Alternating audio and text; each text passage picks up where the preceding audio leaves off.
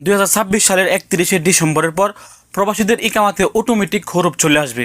যে সকল প্রবাসীদের ওয়ার্ক পারমিট 12 মাসের বেশি এক্সপায়ার বা ইকামা 12 মাসের বেশি এক্সপায়ার হয়ে গেছে, যদি আপনারা 31শে ডিসেম্বরের আগে অর্থাৎ 2026 সালের 31শে ডিসেম্বরের আগে যদি আপনারা আপনাদের ইকামা এবং ওয়ার্ক পারমিট যদি আপনারা নবায়ন না করেন আর আপনার ওয়ার্ক পারমিটটি যদি 12 মাসের বেশি এক্সপায়ার হয়ে যায়, তাহলে আপনার এখানে অটোমেটিক টার্মিনেট চলে আসবে।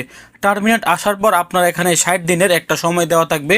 এই 60 দিনের ভিতরে আপনি অন্য জায়গায় কাফেলা হতে হবে অথবা আপনাকে বৈধ উপায়ে দেশে চলে যেতে হবে।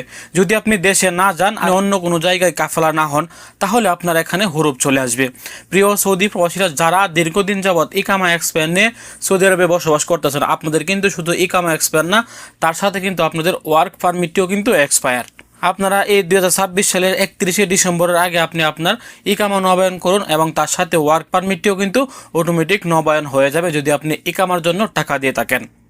তা না হলে কিন্তু 31শে ডিসেম্বরের পরে আপনি সৌদি আরবে আর বৈধভাবে থাকতে পারবেন না, আপনার এখানে অটোমেটিক হরফ চলে আসবে। ভিডিওটি শেয়ার করে এই সকল প্রবাসীদেরকে জানিয়ে দেওয়ার চেষ্টা করবেন যাদের ওয়ার্ক পারমিট দীর্ঘদিন যাবৎ এক্সপায়ার অবস্থায় রয়েছে। সৌদি আরবের এরকম নিত্য নতুন আপডেট পেতে দূরপ্রবাসী ইউটিউব চ্যানেল এবং ফেসবুক পেজটি ফলো করে রাখতে পারেন। ভালো থাকুন, সুস্থ থাকুন, দূরপ্রবাসের সঙ্গে থাকুন। আসসালামু আলাইকুম।